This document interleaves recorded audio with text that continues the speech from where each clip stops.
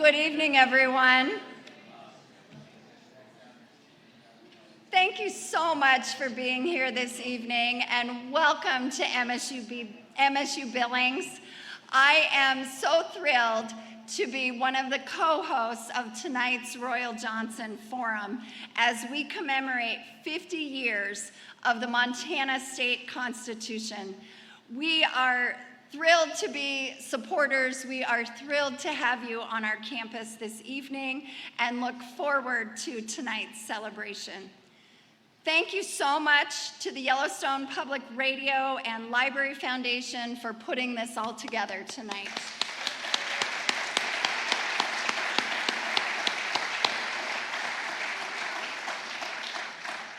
And I also want to express my appreciation to Community 7 for recording this evening's panel. We have some special guests here, and these panelists are fantastic. And so the opportunity for us all to be able to be here and listen to them is a true gift.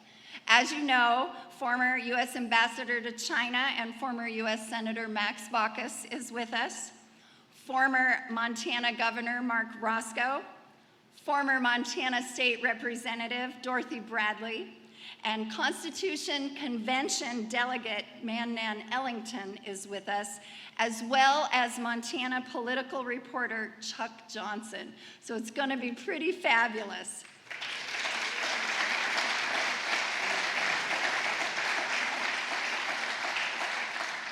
Our moderator this evening is John Stepanek, and many of you may already know him, and I've been listening to stories this evening, so it's going to be a true pleasure. It is now my opportunity to turn the mic over to the Billings Library Foundation Board Chair, Danelle. Danelle?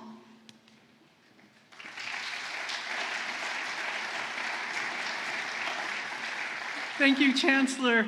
We are so lucky to be here tonight among some of the luminaries here in our state. It's already been an amazing day, and I am so happy to welcome you and to celebrate you for being part of the Royal Johnson Forum. We are really proud to welcome you to this celebration of our state's Constitution. And we're gathering tonight to discuss the importance of this foundational document. The program tonight will be in two parts. The first part, our moderator will have questions prepared that he will be asking our panelists. The second part, we will use questions that come from you. So as you were coming in, you may have seen there was a table with index cards. If you didn't get one and you want to write a question, just raise your hand and members of the board will come by and give you an index card to write down a question you would like the panel to answer. We also want to remind you at the very back in the hall, we have a raffle. Did you see the raffle? You can get gift certificates from Tucson Gallery, from Zest, and Paris, Montana. So, not to be missed. And also, I think they even had a few extra copies of our state constitution. So if you want to have your very own copy, check out the table in the back. Now I would like to introduce you to this evening's moderator, retired news editor for KVEQ, John Stepanek.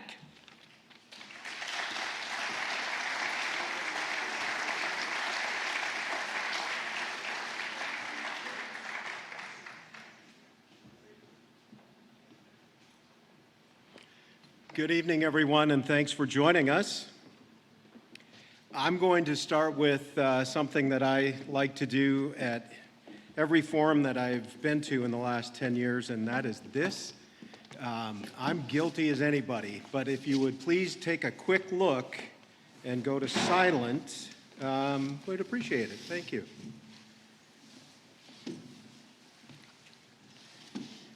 Well, good evening and welcome to Petro Theater here on the campus of Montana State University Billings. We are indeed thankful for this opportunity to gather tonight with you. This distinguished panel is joining us as well to discuss a transformative moment in Montana history, the Montana Constitutional Convention of 1972. It was the crafting of that document by a group of 100 extraordinarily ordinary citizens that changed the path of governing in our state. Again, as was mentioned, I'm John Stepanek. For 28 years, I worked with the Montana Television Network as news director of KTVQ TV here in Billings. And we have a wealth of knowledge and inspiration on our panel up here tonight.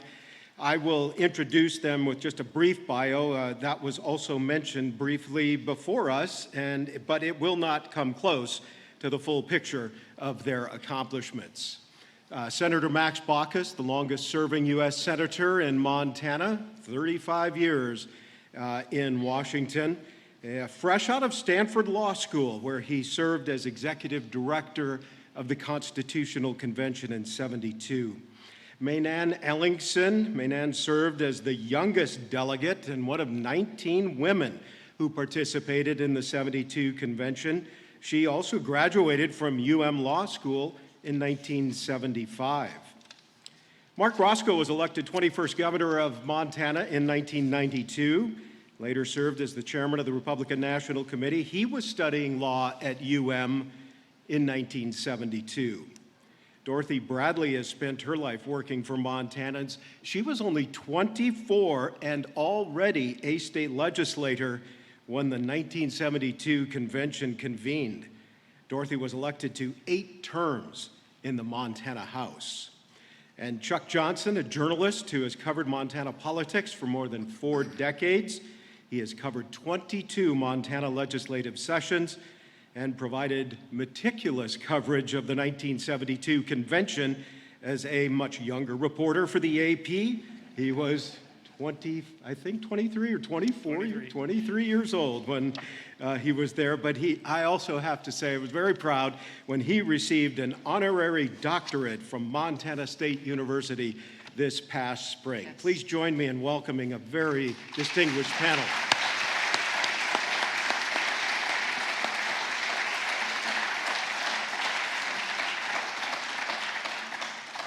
So for you, the panel, I want to direct questions to you individually.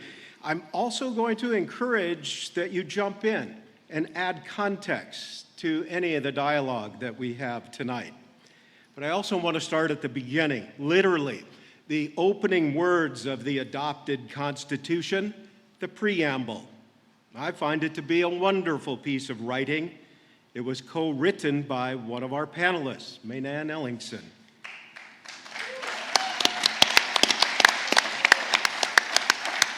And Maynan would be the first to give a shout out to the late Bob Campbell of Missoula. We lost Bob just this past spring. You know, the preamble does touch how many of us felt at the time and still feel about our great state. It reads, "We, the people of Montana, grateful to God for the quiet beauty of our state, the grandeur of our mountains, the vastness of our rolling plains, and desiring to improve the quality of life, equality of opportunity, and to secure the blessings of liberty for this and future generations, do ordain and establish this Constitution."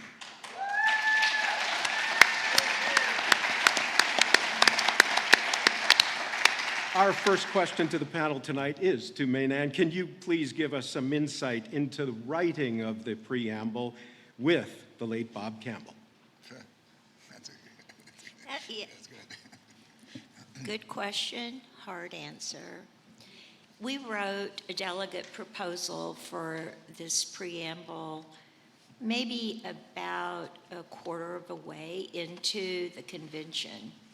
And one of the things that we were both struck by, and I particularly was struck by, were my fellow delegates.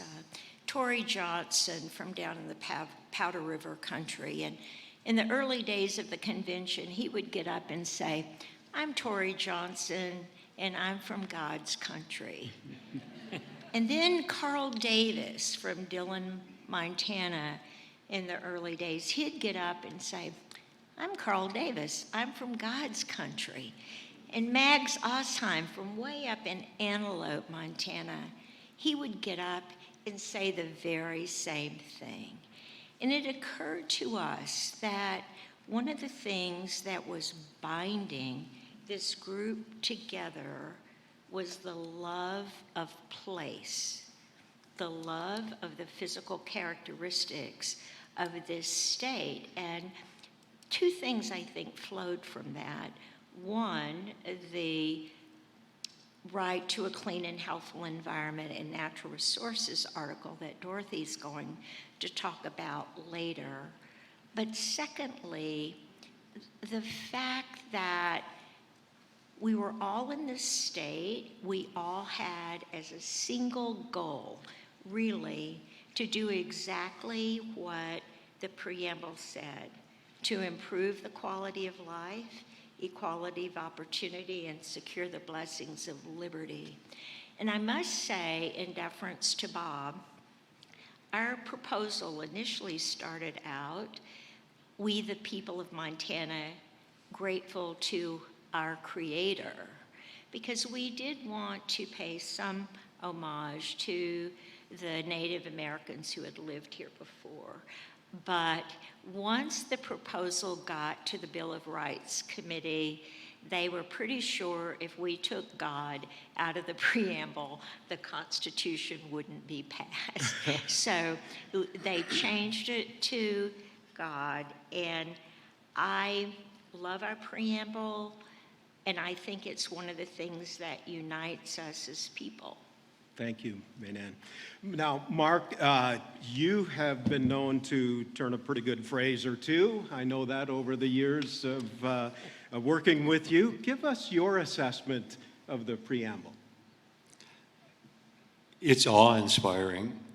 It's poetry. And it is so elegant in every detail that you cannot improve upon it, and it's something that you remember eternally. So I think it's inspired, of course, by that Creator and by our collective admiration and love for the state that we share. Thanks, Mark. The first Montana Constitution was passed in 1889. It was Copper King William Clark presiding. And then almost a century later, it was time to break free from the outdated and suffocating Constitution in favor of a new framework designed for the people. Mark, I'm going to ask you first. Let's set the groundwork for the importance of a state constitution. Why is it important to have this guideline for how government and the people will conduct its business? And how important is a well-crafted document for people to really thrive in a civilized society? It's good for me to remember that a constitution is a social contract between the people and their government. It's done with the consent of the governed. Each of us make an equal pledge and a promise to one another to serve each other faithfully and with fidelity, to serve the state and the United States with fidelity. And that fidelity really is translated to the kind of virtues that were meant to be embedded in the Constitution. The United States Constitution, which wasn't anticipated at all when they convened in Philadelphia in 1787, ultimately producing the Constitution of the United States of America, relied upon the moving cause and the moving force behind that Constitution to be relied upon virtue. And by virtue, I mean those kinds of timeless values that all of us recognize: a respect for one another, a presumption of innocence with one another, a refusal to make premature judgments until such time as there was sufficient information and evidence available. All of those things that have been normally a part of our communications and our governance structure were meant to be embedded in that Constitution. So we make a promise to each other, and we do that with fidelity. And it took a long time to get to the point to where we even contemplated a constitution in the United States of America. If you think for a moment, this all began with humankind, with the law of the jungle. And there was experimentation over 2,500 years with different forms of government, theocracies, oligarchies, monarchies, despots, tyrants of every sort, from the beginning of time, recorded history, until we came to that point in 1787. So it was a long, painful struggle, and it was not easily done. There were high prices paid by so many of our forebears. And at the end of the day, I think that's one of the things that we have to remember is that each of us is engaged. We can't be deluded by the notion that somehow the government is them. The government is us, those of us who own it, who shape it, who form it, who hope for its best process and procedure. So without a constitution, which, by the way, was a precondition for admission to the Union, we have no guide, we have no benchmarks to make certain that we are proceeding in a direction that ultimately serves all of us well. I might also add that a constitution is based upon a lot of compromise. I would suspect that tonight you will hear about those compromises that were made, ultimately being faithful to the nation, not to a political party, not to a moving cause, but to the state and to the United States of America. In both our Constitution and the Constitution of the United States, that is required by a solemn oath. And as a consequence, unless we all begin with the understanding of how hard it was to get here, we really don't have a lot of choices if our democracy fails. We tried virtually everything else. It took 5 years for our forebears to come to a conclusion about the Articles of Confederation. 5 years. And frankly, all it did was provide for a league of friendship. That didn't pay the bills for the Revolutionary War. It didn't settle disputes. It was virtually nothing more than a friendship pact. And as a consequence, we found out that we could not govern ourselves without a fundamental document upon which all of us subscribe and impose upon ourselves through a process of self-discipline and faithful to one another. Chuck, I'm going to have you take us back now 50 years ago. And 1972 doesn't seem like that long ago, but it was 50 years ago. And you were a graduate student at UM and an AP reporter and doing very well. You were in your mid-20s. I want you to get us to 1972 and to try to capture why was that the right time for this convention to happen and to change the face of Montana? The 1960s were a very important decade in Montana. We had kind of a clunky state government from the 1889 Constitution. The executive had no power, really. The governor couldn't appoint cabinet members. The departments were run by boards and commissions, and a governor got control of the boards in year 4. It's like the livestock department is today. We had a legislative branch that was ranked, I think, 9th worst in the country. They met for 60 calendar days. If they took a Sunday off, that counted against them.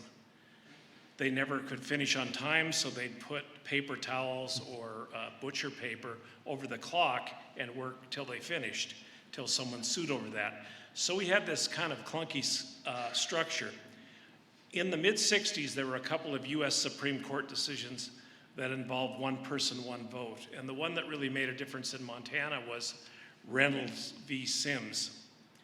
And it held that both branches of both houses in the legislature needed to be apportioned on the basis of population.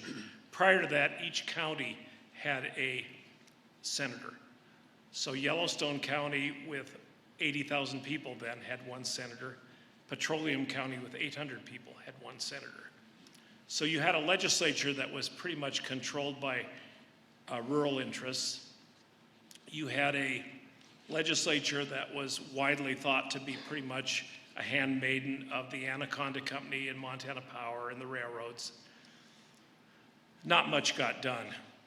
And so in the 60s as well, you had things like the women's movement. You had the peace movement, protests against the Vietnam War. The first Earth Day was in 1970. You had civil rights movement. You had labor unions were pretty strong. So there was a push once urban counties got more seats in the Senate to try to reform this government that really couldn't do much of anything about any issues. That's when it all happened. And the legislature put a call for a constitutional convention on the ballot in 1970, and it passed. 65% of the people approved it. So, and then there was a long series of studies and so on to prepare for the convention. So the voters of Montana then did decide that they wanted a change in our state constitution. And we went about electing 100 people to represent us at the convention that began in January of 1972. And I'm going to open this up to the entire panel. The convention of 100 citizens did not include politicians or elected officials. It included farmers, ranchers, lawyers, business people, educators, stay-at-home moms, a beekeeper. It really was a cross-section of Montanans from all over the state. I'd like to just have you all, who wants to jump in here, tell us about the mix of people who were brought together for the 1972 convention. Dorothy, can you jump in? A very quick word about that. It was determined that legislators couldn't run to be constitutional And delegates. you were one. I was a legislator Yes. in 1971. Yeah. And that may be the best thing that ever happened, because there's a lot of legislators there thinking, this can't possibly take place without our vast knowledge. But they didn't want to give up their seat. And so it was a whole new day and a whole new slate. And we went in 1971 from me being the only woman in the House and Toni Roselle being the only woman in the Senate to being almost 1/5 of the delegates from women, that were women. And they were all new. They were all there were open slates to be written on. And they did this incredibly different job. They didn't operate the way the legislature did. They made their own rules. I mean, it was a whole new day, and it was amazing. And I think that sent them off to a good start. Mainan, you were a graduate student at the time and the youngest delegate elected. Did you know what you were in for? Well, whatever it was, I worked really hard to be prepared. And the state of Montana, the legislature and a commission, they spent a year and a half of producing documents, studies, treatises, so that every delegate, even when we were running for office, knew what a constitution should be, all of the considerations. There were other states that were writing their constitutions at the same time. So even though this was a new group of people, it was not an uneducated group of people. And what really happened is that these 19 women, a couple of them may have been stay-at-home moms, but these were women who were on city councils, they were mayors, they were on county commissions, they were on boards, they were involved also through the League of Women Voters and the University Women's Association. They were ready for this opportunity to not have to run against an incumbent. And so you just really, it's amazing the contribution of these women, but it's really important to just not think of them as housewives or people who had not been engaged in the political goings-on in Montana. If it had not been for the League of Women Voters, we probably wouldn't have even had the call for a constitutional convention. Lucille Speer a fellow delegate from Missoula who is in her 70s, wrote an article for the League called We the People that set forth why we really needed to have a constitutional convention. So I just don't think you can underestimate the impact that women had, whether they were in the convention itself or whether they were helping bring it about. One other point I think that's really relevant to Dorothy's comment about legislators not being able to run. I heard lobbyists say that this Constitutional Convention group was about the hardest group that they had ever tried to lobby. And part of that was that they didn't have like this direct contact with people that they would have had from the legislature. And so we were all new. We didn't know who all of the powerful and influential lobbyists were. And frankly, I think we were really not very inclined to be lobbied. And they really didn't know how. I mean, they had never had 19 women to deal with. And I think that made a huge difference, the ineffectiveness of the traditional lobby in Helena. The preparation was very important, though. And Max, you played a role in that and were there when the delegates came and were preparing to be part of it. Tell us, and again, if you want to tell us about some of the folks or the mix of people that you saw, but then how were they getting prepared to take on this enormous task? Well, first I want to underline the point that Dorothy made, and added too. In many respects, I think the Montana Supreme Court saved the Constitutional Convention by deciding earlier that legislators could not be delegates, nor could they run for office subsequently. That allowed the delegates there to focus on the job and not pursue their political careers. Focus on the job. And they were so unified and so excited to be there.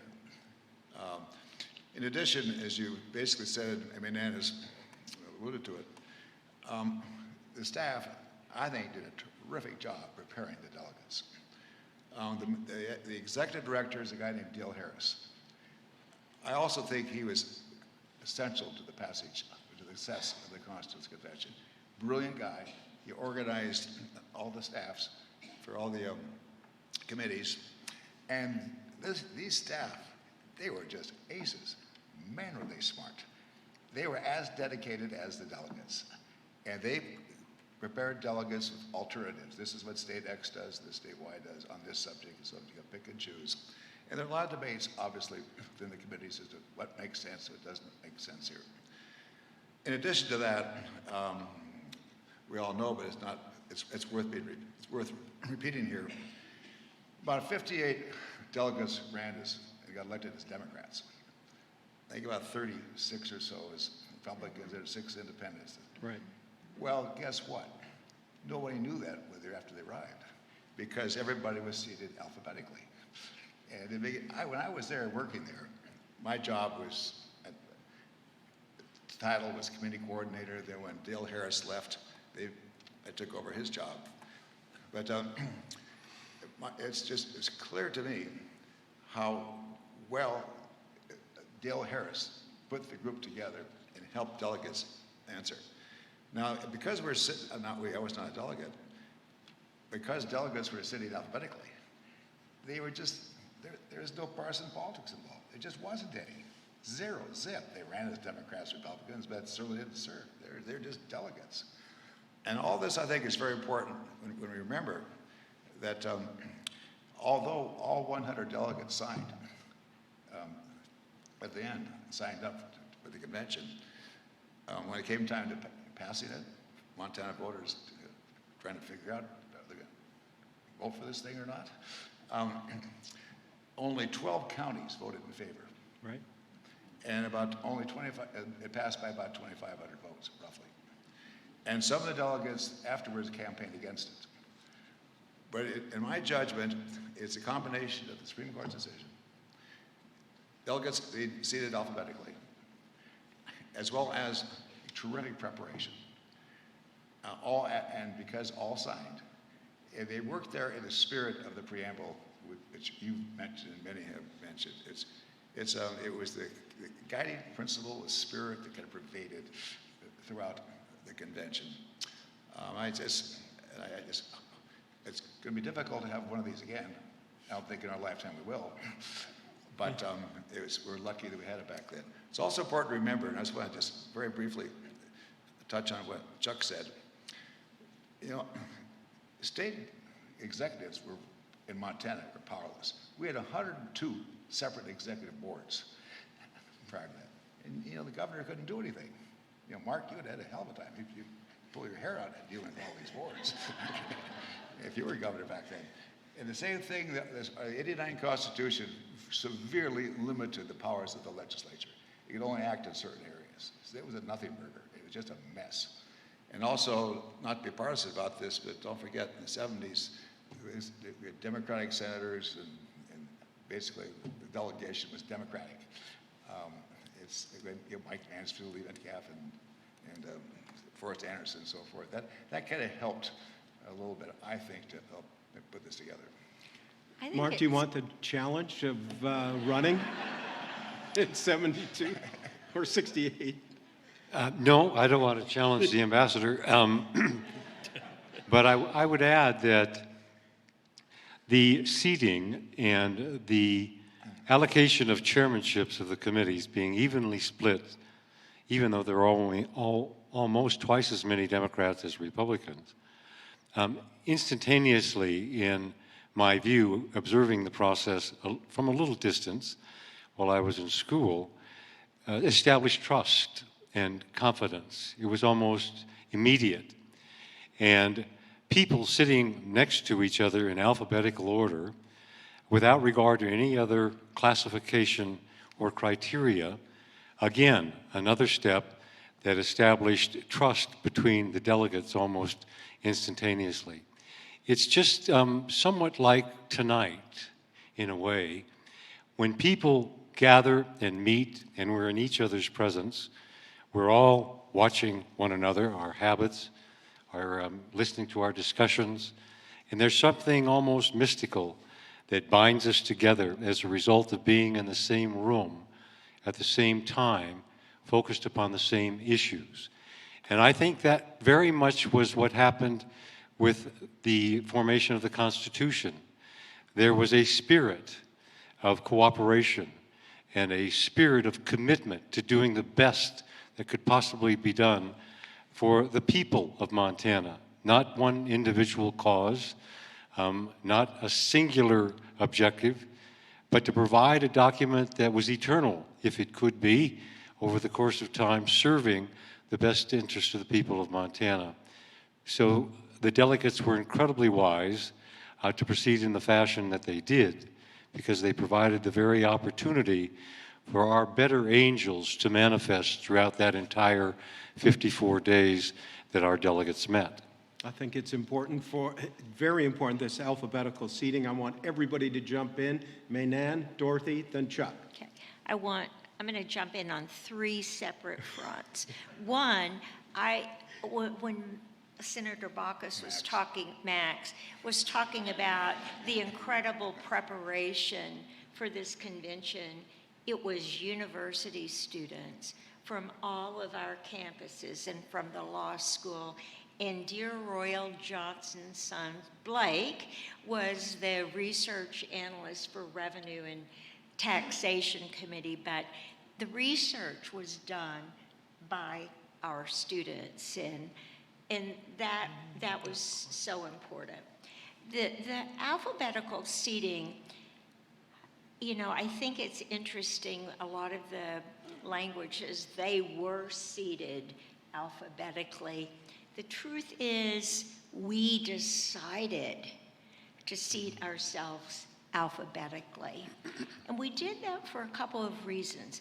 It was interesting during the election for delegates. In Missoula County, there were 64 people vying for 8 seats. There was intense interest in serving on this constitutional convention. People really wanted to do it. Missoula, for example, and Billings is a great example too. Missoula elected 4 Democrats, 4 Republicans, 4 women, 4 men. The oldest delegate, Lucille Spear at 73, the youngest delegate, me. But neither party in the run-up or in the election took any position on what this Constitution should say. They just didn't take any position. So there was really no reason to have partisan identification. The only party caucus that occurred, and I think Chuck observed it, was at the beginning when they were trying to decide who would lead the convention. Another really interesting thing about why the delegates said, of course we're going to seat ourselves alphabetically, is that there were 6 independents, and they said, what are you going to do with us if you decide to have Republicans on one side and Democrats on the other? We were elected just the same as you all, and just that leavening effect of these independents really just sealed the deal in us seating ourselves alphabetically. Okay, Dorothy? One of my roles here tonight is because of my age. I served before the Constitution and after the Constitution, and that gives me a very interesting perspective. Not so much about the thing that I'm going to say now, but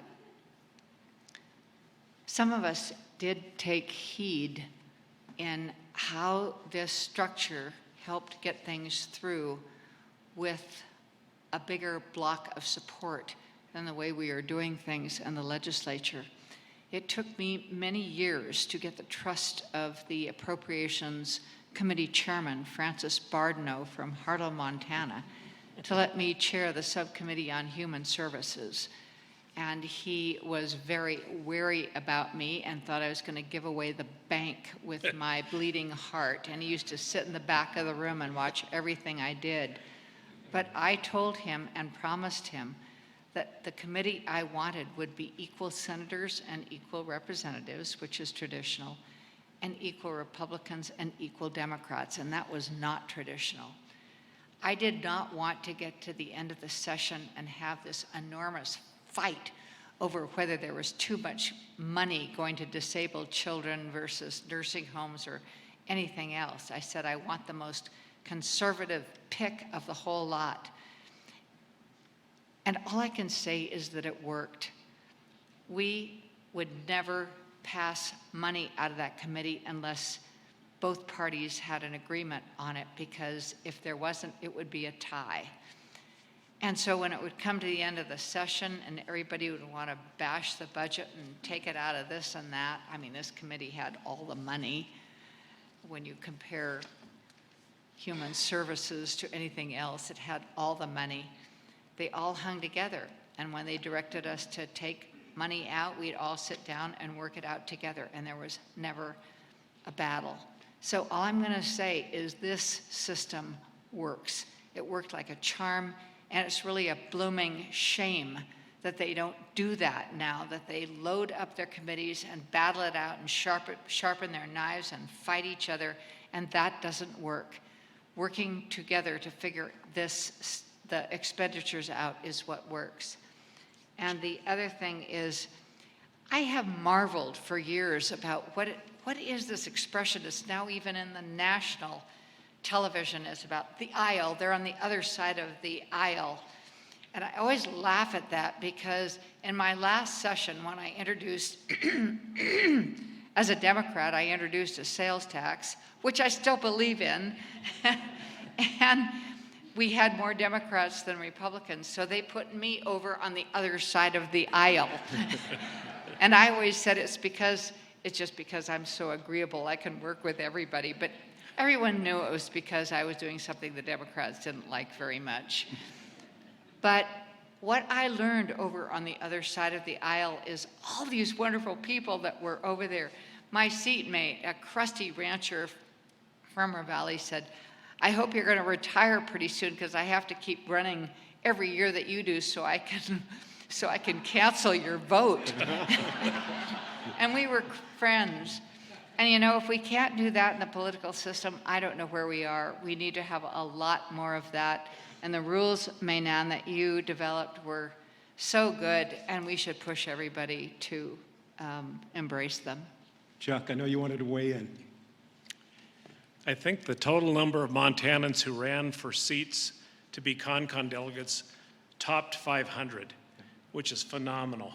There were huge numbers of people in every county that ran, way more than usually run for the legislature. So there was great public interest. Along the same lines, the delegates did something that I don't believe the legislature's ever done. They solicited proposals from the public and got 1,500 of them. And they were subject to hearings just like a delegate proposal. And those got a lot of attention. Some of them were included, some weren't. But I remember going to cover one that I thought was an interesting idea, and I knew it would be one that would have strong feelings on both sides. But a woman from Alberton proposed a right to die to be in the Montana Constitution. Her father was terminally ill and wanted to die. Well, I wrote up my story, and at about 11 o'clock, an AP editor from Queens called and wanted me to reach people. And of course, no one could be reached at that time, but there was great interest in it, but it didn't pass. But they did solicit ideas from anyone and everyone. And I think it'd be a great idea for the legislature to do the same. We're going to jump into a little bit more of the nuance of some of the key provisions. And Dorothy, I'm going to start with you. One of the most important was that idea of the right to a clean and healthful environment. And that certainly took a lot of discussion, and there was not perfect agreement on this. So let's discuss the right to a clean and healthful environment. It's unique to Montana and a few other states. What did it cover, and why was it important to get that provision into the document? And did they get it right, Dorothy? Well, I think they did a beautiful job, and Mainan, who's been sort of correcting me on the fringe today of facts that I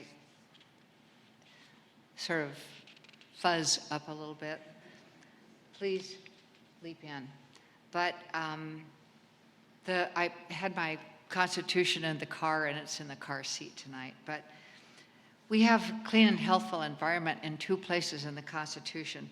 One is the Declaration of Rights, and it's under oh, thank you. Mine's highlighted, though. It's under inalienable, so I can find it. It's under inalienable rights.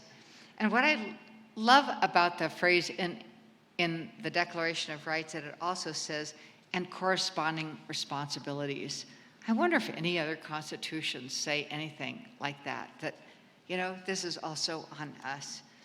And then you get down to Article 9 and the environmental article, and it says, and each shall maintain and improve a clean and healthful environment. And Mainan has a wonderful story about how Delegate Campbell was debating about clean and healthful and just what you were going to get there and what was the right word, and it was very contentious. And for a while there, it was just hanging in the balance, was this right to an environment. Had no clean and healthful in there, just that each shall have a clean and healthful environment. I always loved that story, and finally they got it right, and I think they did great. And you can imagine that it was contentious, because everyone's thinking is what kind of litigation is going to come blowing out of the state for all of this. There's two things I want to mention about this, because it deals with things that the legislature had to do once the Constitution was written. We had to implement it. It is, as Mainan has always said, the skeleton. It is the body of the law, and then you have to flesh out all the little things. And that's what we are trying to do. And it was the most joyous task, the most monumental task of a lifetime, but one was water rights. Water, the coin of the realm these days. I mean, we have too little. And at the time the Constitution passed, we had nothing. We had absolutely nothing. There was nothing to prevent, limit, or even record water use. All you had to do was start using it. And everybody knew, my God, we're the headwaters state. We better do something big. So the Constitution confirms existing rights. That's one thing, and it does a number of other things, but it also provides for the regulation of water rights. I know that that set everybody on edge. You've got the legislature, you've got the state involved in our water. But the amazing thing is at that point, our water rights were all in little shoe boxes on index cards in county courthouses. That is absolutely where they were. This put together a situation in the state where we were putting together a centralized database. This is going to be the decade of fighting for water, and we're the headwaters. And thank goodness for the delegates who put in place that we're going to understand whose rights we have and quantify them as to how much they are. We'd be in a terrible pickle if it weren't for what they did, and then later the legislature setting up the water court. And then I had to say one other incredible story, which is just one of my favorites. There was an eruption of environmental laws coming out of the 70s. It wasn't so much implementing the Constitution as being carried by the wave of that beautiful preamble and the rights that were laid out in the different articles. And it was a most prolific time. I did put together, with the help of 20 writers, the stories that came out of that time. You can find that book with the law school if you're prone to look for it.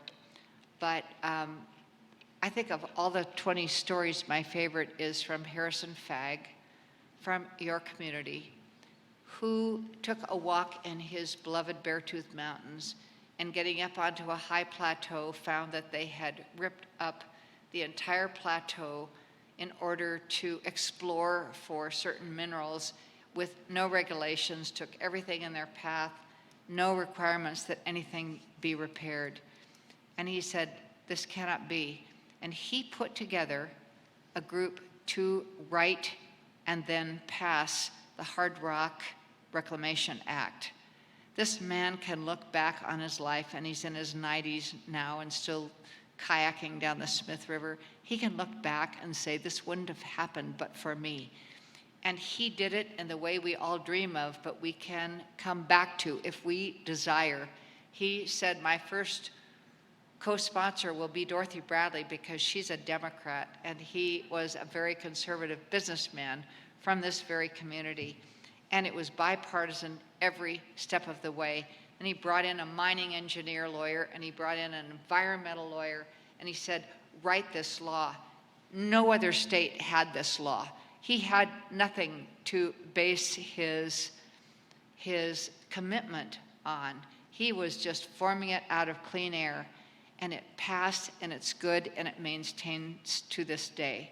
So don't ever think that what you do is not important, because it is. And Chuck, that provision, thank you, Dorothy, that was wonderful. That was a tough vote. I mean, the clean and healthful environment idea didn't get passed until late into the evening one night, wasn't that correct? Yeah, and Maynann can probably tell the story better than I can with Bob Campbell, but do you want to do it, Maynann? Go ahead. You'll be briefer. Yeah, I am watching the clock here. Well, Bob had tried to get it through earlier, and it failed. And he got up and said, you know, if a kid stops us on the street and asks what you did over at the Constitutional Convention, we'll say, well, yeah, we have an environment. And he said that'll be a great joke for North Dakotans to tell. He tried to get it through and it failed. And it looked like the right to a clean and healthful environment was not going to pass. And Bob told the story that he got a note from Leo Graybill, the presiding officer, try your motion again. And some time had elapsed, and it was late in the evening. And Bob tried it again, thinking it was a goner, and lo and behold, it passed by a decent margin. And I don't know to this date what happened, but I think there must have been some arm twisting by delegates of other delegates, and maybe Maynard can elaborate on that. Well, we just kept trying different language. I had a proposal, Don Foster had a proposal, and each one, as they kept going through, were getting closer and closer. So, I mean, as John, you mentioned, it went on into the night, and there were a dozen votes on different provisions to the right to a clean and healthful environment. And ultimately, I really think Bob's humor was somebody had moved to take out clean and healthful out of the proposal. They had moved to remove that, and the way it stood, we're going to have an environment. And Every day. every day, day in day. And I think at that point, people were just a little bit ashamed of the shenanigans and the smoke screens. I mean, they were saying, well, what will a clean environment be? What will healthful? You're just inviting all kinds of litigation. But at that point, there was federal legislation with respect to clean water and clean air where those terms were used constantly. So it was just a smoke screen. And I'll be darned if it weren't the lawyers who were really trying to pull those smoke screens mostly. Okay. Is that when you had the interchange with Wade to Hood? That would be it, yes. I got to tell that story. It's one of my best memories. Me and Anna was on the floor promoting the provision, going on what a great idea this was. Yeah, clean and healthful environment. Yeah. And Wade to Hood from Anaconda, a very colorful trial lawyer, wonderful guy, just loved him to death. He stood up and said, now, Ms. Robinson, now, just how are you going to enforce this? What are you going to do? How do you make this work? And right away, without skipping a beat, me and said, well, first thing, I'm sure not going to hire you to be my attorney. It just brought the house down. I've never heard the delegates laugh so loudly as when that exchange happened. That's where I wanted to go next because the Constitutional Convention was full of characters. And I want to have each of you, we don't have all that much time to wrap this part up, but I wanted you to pick one person. I'm just going to name a few. Bob Campbell, Louise Cross, Chet Blaylock, Leo Graybill, Wade to Hood I had on my list. I've never heard anybody talk louder in a room than Wade. Dale Harris, Dorothy Eck, George Harper, Betty Babcock. Those are a list of some, but I'm going to let each of you pick one. Max, I'll start with you. All right. Pick one of your favorites. It might be Wade. And let's go down the line and tell us just a brief story of each and why you choose them. Mine would be Maynard. She was one of the best. No, really, I was going to mention somebody else who's not really come up here very much, and that's the president of the convention, Leo Graybill. He also is responsible for the success of the convention. He was strong, he was tough, he was penurious. The budget, I think, was $488,000 for the entire convention. He watched every single penny, make sure it was done over his spend. I forgot about papers or the copier. He did something, recycled. I don't know what he did, but he was very, very careful to make sure nothing is wasted. And the convention came up with $80,000 surplus. And then the 60 Sorry? day, and the 60 day thing. Yeah, during that time. But one little small story. I worked for Leo, and we were putting the budget together. And I forgot the lady's name who's helping us out, the person with staff. Well, it just didn't balance. The numbers just didn't work. We'd overspent someplace. And Leo said, don't worry about it, cross it out. We're just going to say it anyway. So he marched off on the floor and told delegates, everything's perfect, everything's nice. Well, it wasn't. But it was a small point that didn't make much difference. I don't know how much time we have tonight, but I do want to make one point. We're up here extolling the virtues of the Constitution. It's an amazing document. But it's important to remember, I think, that it's a living document. It's not static. As you know, the Constitution provides every 20 years to split up the voters. And the first time was 1990, I think it was. 1990, only 18 people, 18% said, yeah, we need a new Constitution. Then 20 years later, about 30 or 40% said we need a new Constitution. So it's not quite as shiny as many of the things. But my more specific point is this. It's a living document. It really depends upon all of us as Montanans today, not 1972, but today, and how we embrace it, work with it, and utilize it. And different people have different objectives. The U.S. Supreme Court, in the Dobbs decision, essentially said, okay, it's up to states to determine abortion law. They punt it. It's all back to states. So it's back to Montana now, as well as other states. And I mention that because it's, for those of you who care about this issue, and I think most of us do, there are three very important elections coming up this November. One is the Montana Supreme Court. It's clear to me that there are some who want to change the composition of the Montana Supreme Court. So the Montana Supreme Court comes up with a Dobbs-like decision. Second, under the Constitution, our state Constitution, if 100 legislators, total both parties, 100 out of the total, want to propose an amendment to the Constitution, it's up before the voters in the next election. Well, guess what?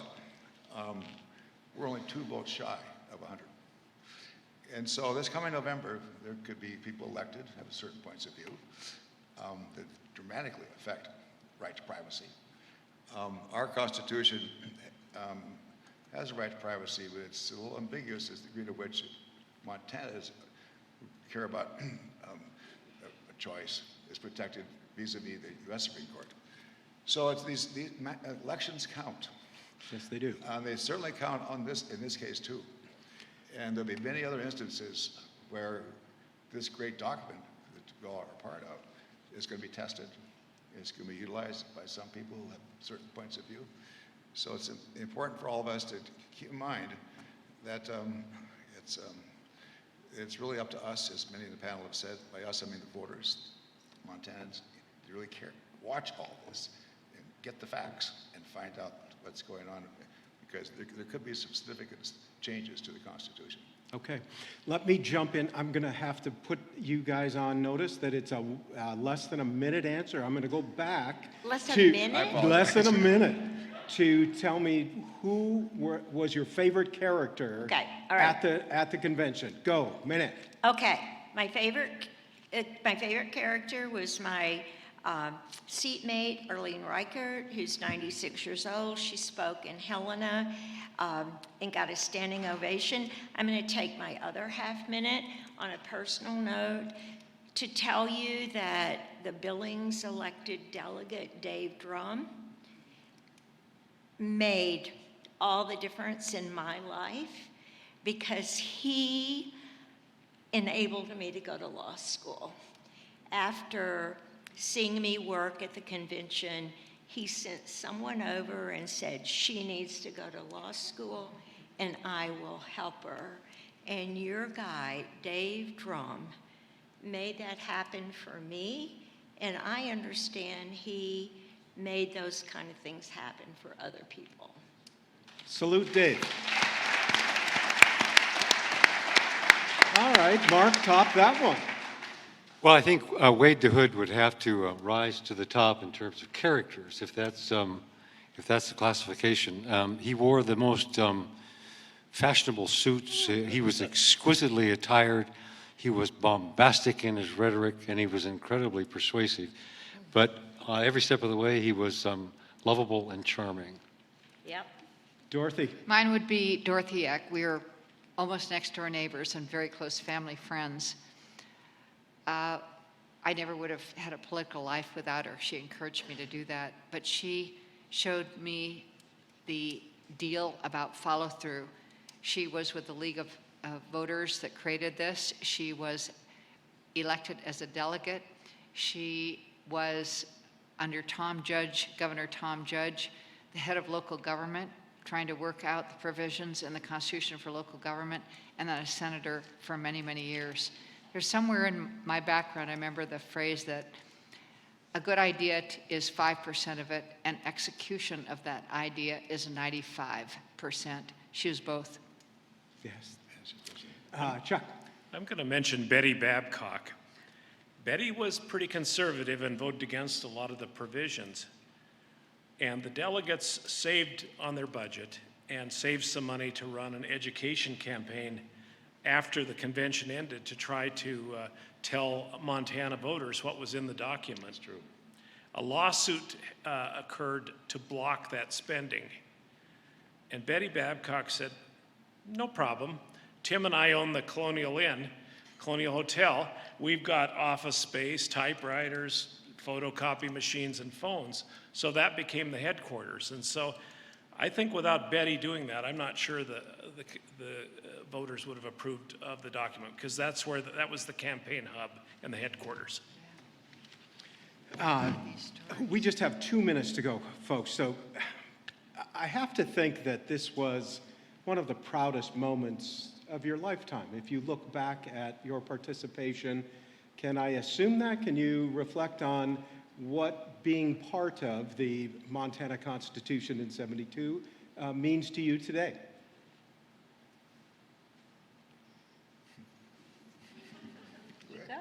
I Okay, just I'll feel, begin. Because I I'm just in- feel grateful No, I that- didn't I was in screw the up field the on- opportunities. That's it.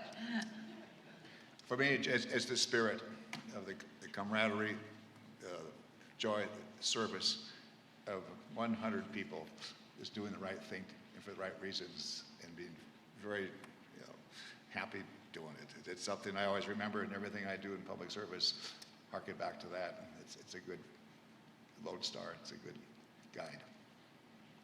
Mainann?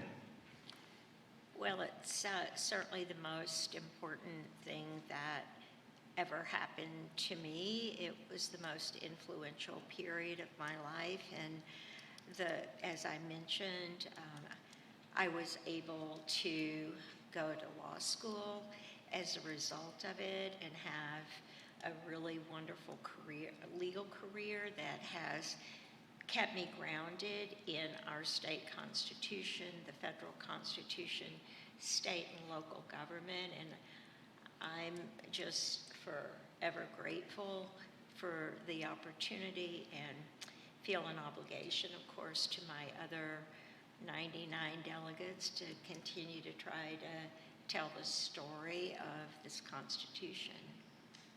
And Chuck, I'm going to answer for you, yes. This was... Biggest story I ever covered. All right. Please join me in thanking our panel tonight. Max, Mainann, Mark, Dorothy, and Chuck. I thought I'd know too. And thank you. This event co-hosted by the Library Foundation, MSU Billings, and Yellowstone Public Radio.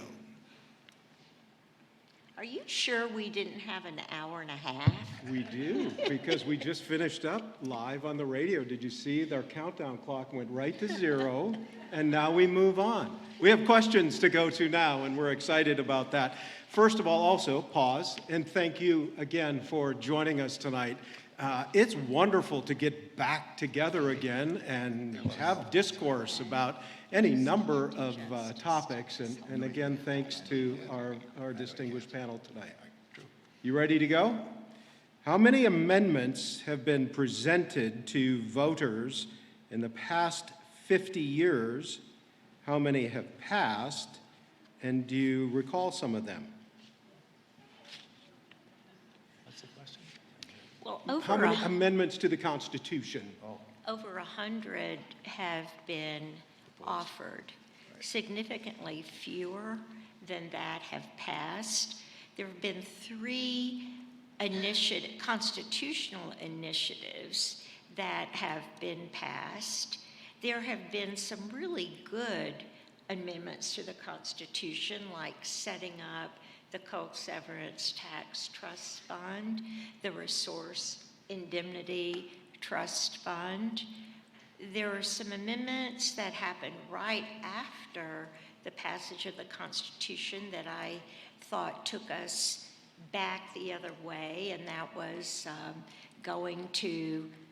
we had enacted annual sessions in order to try to strengthen the legislature. So almost immediately, the legislature proposed a referendum to go back to biennial sessions. I think that was a mistake. There was an amendment to term limits, which I think has weakened the legislative branch and resulted in less collegiality among the legislators. Another amendment that I think has been very disappointing to me, and it's one that I think kind of slipped through in 2004, and it ends up in a very interesting place in our Constitution in Article 13 that says the state will never recognize marriage unless it's between a man and a woman. So on the one hand, we have probably the most progressive Bill of Rights, Declaration of Rights, individual rights and privacies, but we have that amendment to our Constitution. Nevertheless, this Constitution has been amended less frequently. That is, the amendments that have been proposed have not been adopted less frequently than any of the other constitutions of the same generation. Does anybody else want to weigh in on an amendment that has been brought forward? Let me go to, if you could change one thing in the Constitution, what would you change? Nothing. Other than perhaps the provision that Maynard just mentioned. Yeah, I would try to amend that, that's for sure. One of the things I did want to bring up and that I would say was a miss, the convention had inclusivity in mind for race, religion, and individual rights, but there were no Native American delegates elected to serve. The convention did end up deciding on an educational goal to preserve the cultural integrity of the American Indian. Indian education was passed and has just recently been implemented. Was that a miss? I know the fact that there were no Native American delegates elected may have been because of the counties electing each delegate. Can you help me out there, Chuck? I think that's exactly what happened. Unlike one of the things the Constitutional Convention did was put in single-member districts. And the way the Indian reservations were, they were a fraction in a county, so no Native Americans got elected. I think it's unfortunate, pretty astounding, although in the previous legislative session, 71, there was one Native American, Percy DeWolf from Cutbank. So I don't think many Native Americans were running, in part possibly because they didn't think they had a chance. But they do today. Or much better chance, for sure. Yeah, Because of single-member districts. Exactly. And I think we should just give a shout out to our former Congresswoman, Jeanette Rankin, who came to speak to the delegates at age 92. And the one thing that she argued for vociferously was single-member districts, because she felt that it encouraged more people to run because it was less costly to have a campaign in a small district. She felt it would foster more minority representation. And after she spoke, and in the legislative committee on which I serve, there was really very little doubt that single-member districts would be one of the defining provisions of the legislative article. Okay, the next one I'm going to throw out to all of you, and I think that this may take up the rest of our time. What specific systems and practices do you think are primarily contributing to our national polarization?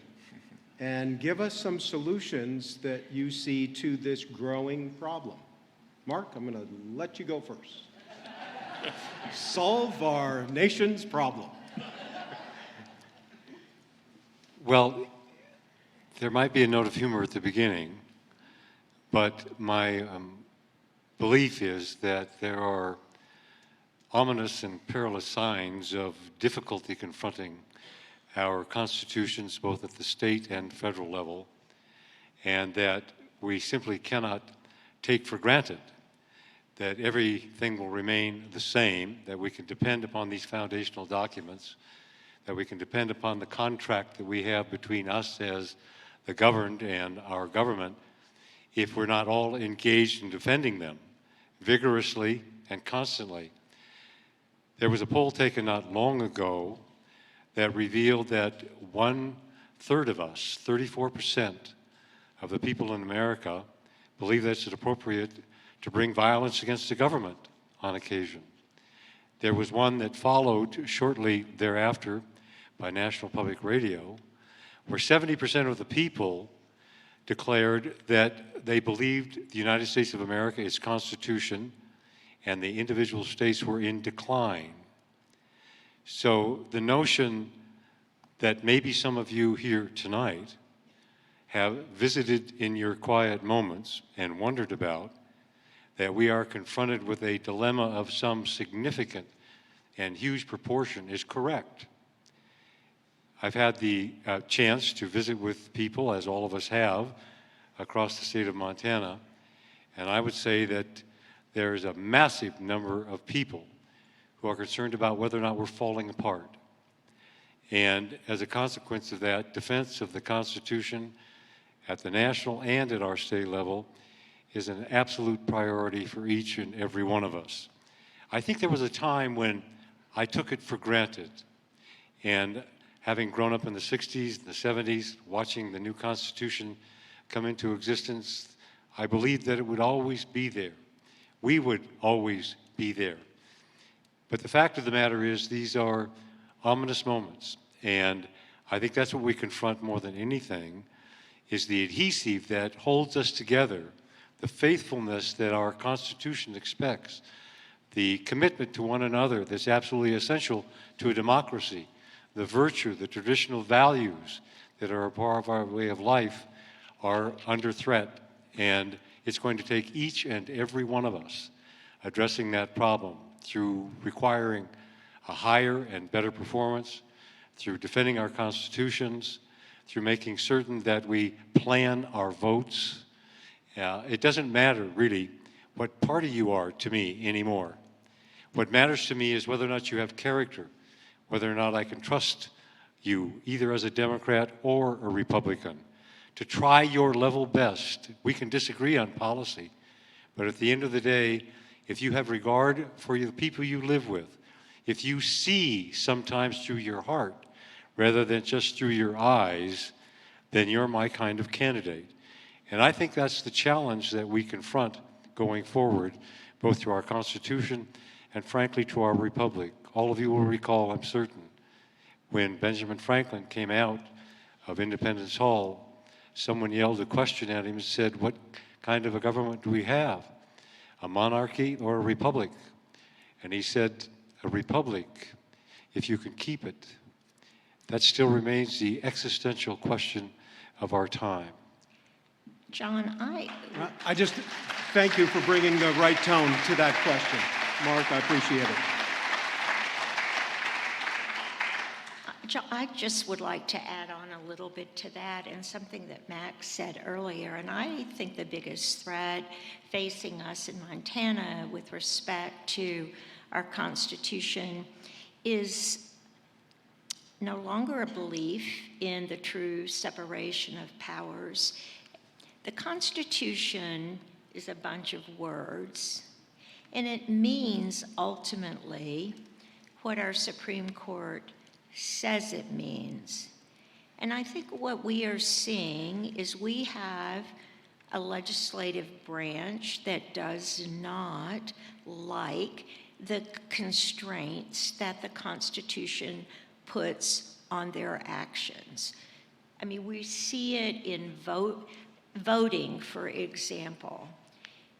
You've got to weigh those restrictions that they're putting on voting. The Montana Constitution puts popular sovereignty ahead of anything else.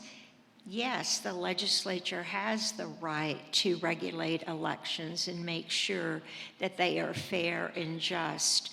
But how far can they go without infringing on the right to vote? And you've just had the sample case here in Billings, where one of the Republican legislators who was voted out because she did not support the restrictions on voting. And she came out again and said in court that the Republicans didn't want students to be able to use their student ID card because students tended to be liberal and they didn't want them to vote.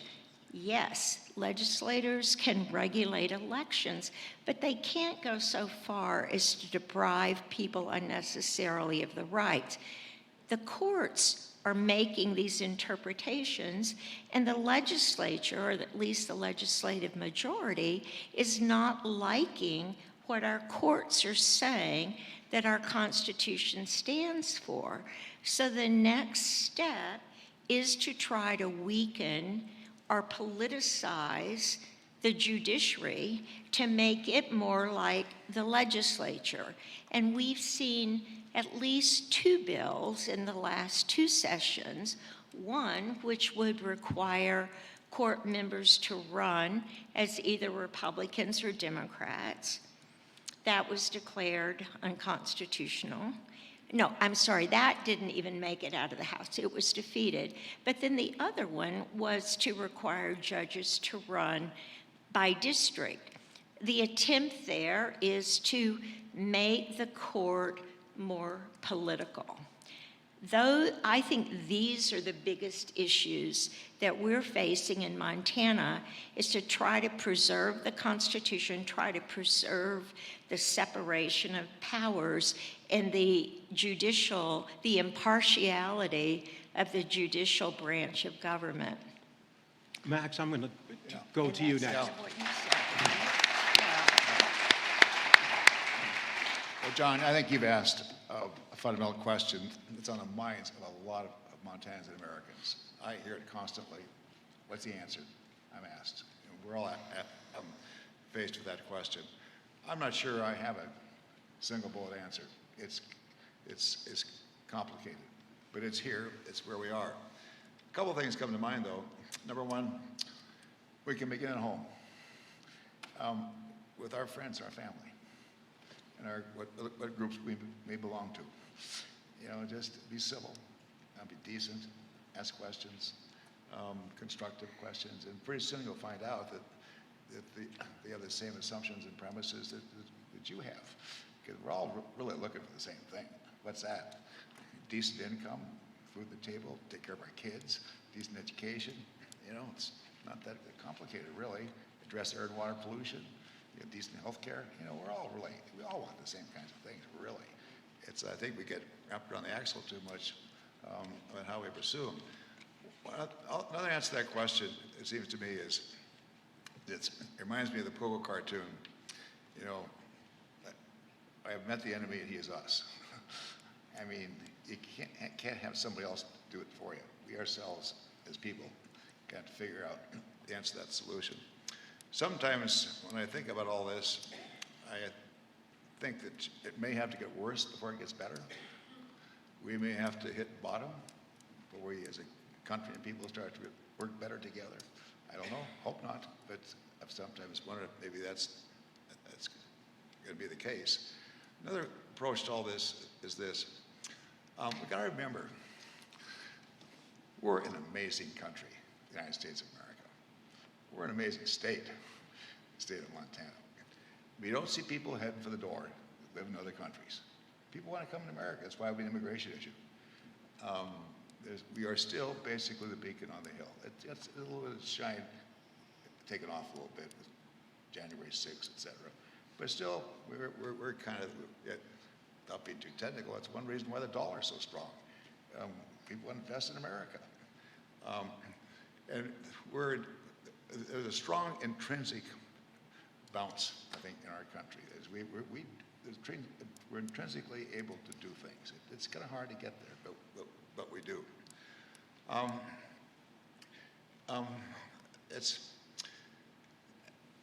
When I was in the Senate, a lot of town meetings, and these kinds of questions would rise. And what's the future of America, et cetera? And my answer was pretty basic, and I think it's still pretty true. If you look at the sweep of history, civilizations rise and fall. Greeks, Romans, Egyptians, even the UK. They were thousands-year-old countries, some of them. We're young. We're about 260, 270 years old. There's no guarantee that we're still going to be rising and growing and be the top of the heap. There's no guarantee in history. There's none. But what will help us do well? So we prolong our sense of America. I think there are two conditions. One, it's kind of corny, it's kind of trite, but I think it's true. It requires an educated electorate, and that's hard work. It's not easy. With social media today, it's too easy to not think critically. It's too easy to accept the other person's point of view without doing the research yourself and trying to figure out who's right and who's not right. The more we are educated as a people, the more we engage in critical thinking. I mean, just analyzing things, not being critical of somebody, but analyzing things, and be of good faith and goodwill. But know what we're doing. It helps. The second is once you kind of figured out what you think makes sense. My assumption is you come to a pretty good conclusion because you spent time thinking about it. Number two is then you got to do something about it. You can't just sit in your hands. You got to do something. Now there are elections coming up in November, and they have huge consequences. Now we all talked about the legislature's doing this, the court's doing that, and I think, well, it kind of depends who the legislators are. It kind of depends who's on the Supreme Court. You know, we'll do well. I think we'll be able to address some of these terrible partisan divides in our country. The more we just find out what's going on and act on it. Dorothy, I'm interested to hear your take on the polarization of America and ideas for solving some of the issues that we have. I have nothing new. I stew over it every day, and I do a fair amount of ranting over what's going on, and my partner of 30 years, Dan, says if you keep that up, you're going to scare away all your friends. I feel like our two worst enemies are social media. It's something I don't understand very well because I don't even do it. And attached to that is all the fake facts. I have no idea what to do about that. And the second thing is a huge sense of powerlessness that's running through everybody. I mean, it's not, to me, it doesn't just seem like particular age groups, but it's sort of everybody. I always get upset with the young women because when I was a young woman, you couldn't have kept me away from these issues. It just pulled me in, and I gave it everything I had, and that I can see this now when they just say, oh, what difference does it make? I can't do anything. I mean, those two things I absolutely do not have answers for. It would seem to me, and I despair about this, that the thing that gets us revved up is a crisis. I hate that we are crisis-oriented, but the only thing I see going on right now that's absolutely huge on the political front is women's rage over what's happened with Roe. It's surprising all the pollsters, it's surprising everybody. It's not surprising me. I just think, why didn't you see this coming? Why didn't you help us stop this? It was written in the stars that this was coming down the pike. And I don't know, but this election, I will go back to what I did in 1970. I'll knock on doors, because I think it all comes out somehow in face-to-face conversations, trust if we can find it, knowing your neighbor. I think if we did a massive door-to-door contact mission, not a partisan mission, but maybe an issue mission in Montana, it might make a difference, and it's all I can think of. Chuck, I know that you try to work in your journalistic career a balance of getting, if there are, both sides, but also fleshing out what is the truth. It's becoming more difficult along that realm. Tell us about your thoughts regarding the polarization of the country and the difficulty today in reporting on it. I think voters should demand that their public officials and candidates debate face-to-face. Earlier today, Mark and Dorothy talked about debating forums and the like 33 times in 1992. Wow. Nowadays, And it was a close election. And nowadays, a lot of candidates they'll do one debate. I don't think Max ever turned down a debate. I don't think Mark Roscoe ever turned down a debate. Dorothy didn't. But it's so different now with campaign finances, millions and millions of dollars, dark money coming in.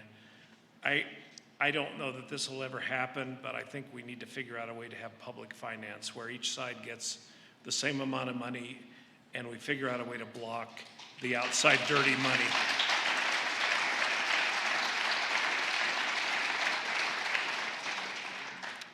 It's a dream. I don't know that it'll ever happen, but I think the money really pollutes things, and the goodwill between candidates, the good debates gets rubbed out by nasty ads that lie about people, and no one can match the money. So those would be my hopes. And do you think that it is more difficult today reporting? I know you're retired now, but from back when, in 72, say when you were doing convention work and working hard for the AP, to what today is trying to report truthfully in the media, how different is it? Well, it's a lot different because, A, there are a lot fewer reporters than there were back in those days.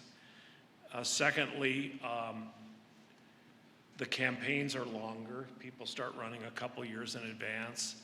And I think the campaigns are often nastier, not necessarily the two candidates, or three candidates, but the groups coming in and attacking them with ads or flyers or whatever.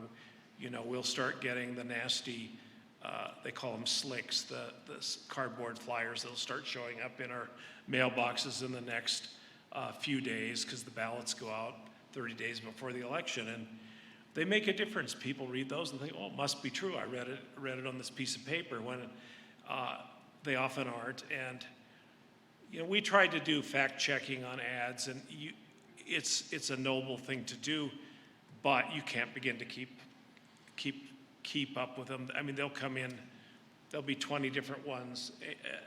No media in Montana can keep up with them, but I think we need to try, and we need to try to sort out the truth. That's our mission. Okay, thank you. You know, I have a lot more questions from you, from me, but Leslie from the Billings Public Library Foundation just gave me the hook. So we're going to have to wrap up, but I want to make sure that we thank again our panel, Max, Maydan, Mark, Dorothy, Chuck. Thank you very much for your time today.